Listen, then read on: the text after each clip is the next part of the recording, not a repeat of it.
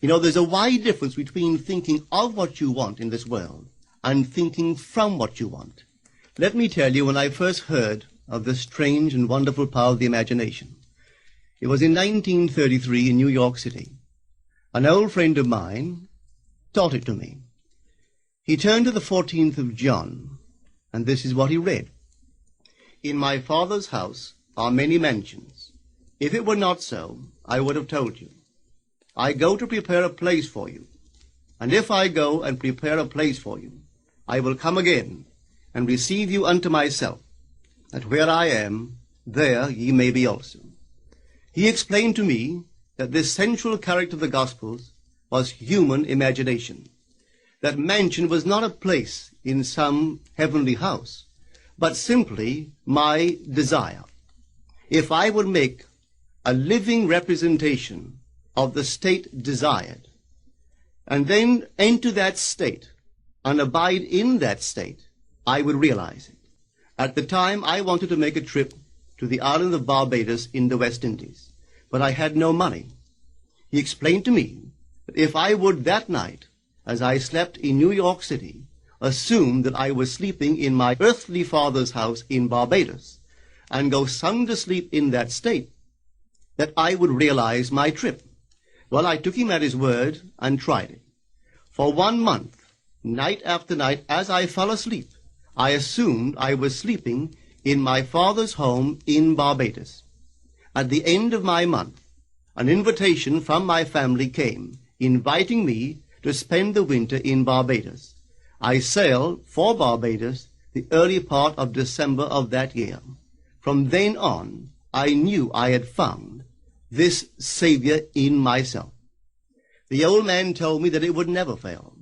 Even after it happened, I could hardly believe that it would not have happened anyway. That's how strange this whole thing is.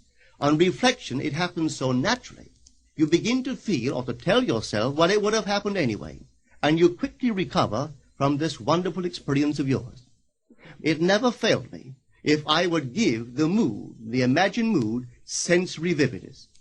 I could tell you unnumbered case histories to show you how it works. But in essence, it's simple. You simply know what you want. When you know what you want, you're thinking of it. That is not enough. You must now begin to think from it. Well, how could I think from it? I am sitting here, and I desire to be elsewhere.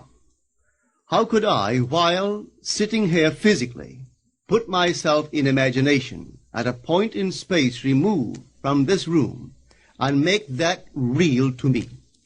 Quite easily. My imagination puts me in touch inwardly with that state. I imagine that I am actually where I desire to be. Now, can I tell that I am there? There is only one way to prove that I am there. For what a man sees when he describes his world is as he describes it relative to himself. So what the world looks like depends entirely upon where I stand when I make my observation. So if, as I describe my world, it is related to that point in space I imagine that I am occupying, then I must be there. I am not there physically, no, but I am there in my imagination, and my imagination is my real self. And where I go in imagination and make it real, there I shall go in the flesh also. When in that state I fall asleep, it is done. I have never seen it fail. So this is the simple technique on how to use your imagination to realize your every objective.